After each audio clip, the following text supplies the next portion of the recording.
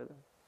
So he, commenting on these words, Dr. Cleary said in Buddhism, and he considered Buddhism to be like a technology. He did not consider, he thought that Buddhism was originally never meant to be a religion. It was more techniques to overcome what the Buddhists call the monkey mind, to train your mind.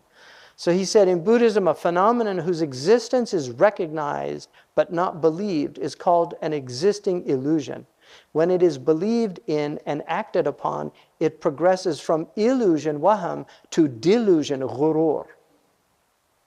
And that is the start of bondage and misery. Thus it was said by the Prophet Muhammad ﷺ, God disregards evil suggestions as long as they are not spoken or acted on. Right? As long as you don't, once you speak them, and that's why one of the worst, he also told me once that one of the worst things about this culture is it's a suggestive culture. It's a suggestive culture. It encourages vice. Whereas traditional societies, they helped people with their vices. Now we're constantly seduced. Obey your thirst. You know, there's just a whole bombardment of this consumerism. I mean, I read a statistic a couple of days ago, because I'm working on this paper on technology, and one of the, I just could not believe this, but there is a website, it's a pornographic website that gets 2 billion visits a month.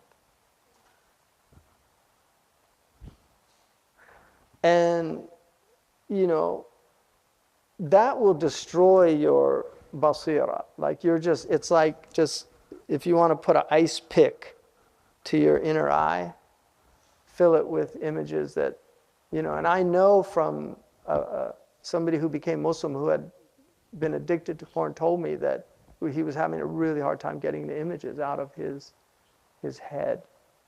So these are things that are really harmful for human beings. And you know, now you're dealing with the most vile things of just torture. And I mean, I unfortunately read the second chapter of Chris Hedges' book, and I told Chris, you know, I wish I never read that chapter because it was so graphic. And he said, well, I think people needed to know. But he wrote a chapter just on, you know, it was about just the end of the American Empire. And he just talked about, in San Francisco, you know, there's a place you can go and torture people, pay to torture people. I mean, what happens to a people when this is how they find pleasure in inflicting pain on other people? And these are really sick people. These are real deep spiritual diseases. But it's luxuria, what they call affluenza. You know, it's sickness from too much, luxuria. And this is I mean, Plato's Republic, it's all in there. He talked about this, what happens when a people become too luxurious. And that's why hard times are good times for Muslims. One of my teachers, he said, Islam will always flourish in a prison, but it withers and dies in a bordello.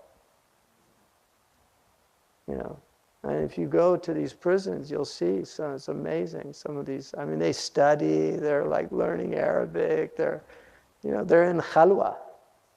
Not distracted. They don't have cell phones to distract them.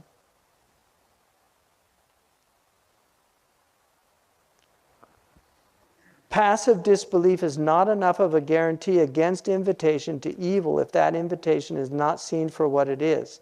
As the Qur'an says, God hurls the truth at falsehood, and truth breaks the head of falsehood.